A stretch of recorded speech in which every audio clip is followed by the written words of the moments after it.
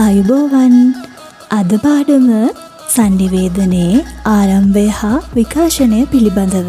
එහෙමනම් සංනිවේදනයේ ආරම්භය සොයාගෙන අතීතයට පිය නගමු. 3, 2, 1. මිනිසා මෙහි මත ජීවත් වූ දිගු ඉතිහාසය එක් දවසක් යැයි සැලකුවහොත් ඊයේ මධ්‍යම රාත්‍රියට මොහොතකට හෝ පෙර මිනිසා සංනිවේදනයේ යෙදෙන්නට ඇත. මහාචාර්ය විල්බර් ශ්‍රාම් සංනිවේදනයේ ආරම්භය පිළිබඳ දක්වන්නේ එවැනි අදහසකි. සැබවින්ම ලෝකයේ මුල්වරට බිහි වූ හෝමෝ අපරැන්සිස් මානව කණ්ඩායමත් අනතුරුව බිහි වූ හෝමෝ හැබිලස් මානව කණ්ඩායමත් සංනිවේදන ඉතිහාසයේ මුල්වරට බිහි වූ මානව කණ්ඩායම් ද්විත්වය ලෙසින් හඳුනා ගැනීමට පුළුවන. සංනිවේදන ඉතිහාසයට ඊටාම වැදගත් සංසිද්ධියක් මතු කරමින් ගින්දර සොයා ගැනීමට සමත් වූ හෝමෝ ඉරෙක්ටස් මානව කණ්ඩායම සංනිවේදන ඉතිහාසයේ සුවිශේෂී ස්ථානයක් හිමි කරගනී.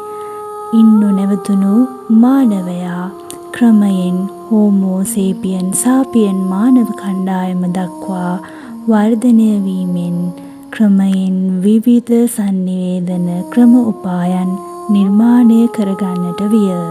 ඒ අනුව තියුණු ගල් පතුරු සතුන්ගේ ලේ ඇටකටු භාවිත කරමින් ගුහා ආශ්‍රිත චිත්‍ර නිර්මාණය කෙරෙහි මොවුන්ගේ අවධානය යොමු වන්නට විය.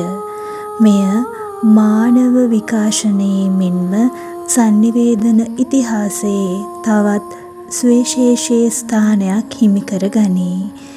ඒ අනුව නිර්මාණය වූ ස්පාඤ්ඤේ අල්ටමීරා ප්‍රංශයේ ලැස්කෝ වැනි ගුහා චිත්‍ර මානව ඉතිහාසයේ මෙන්ම සංනිවේදන ඉතිහාසයේත් නොමැකෙන සටහන් තබන්නට විය.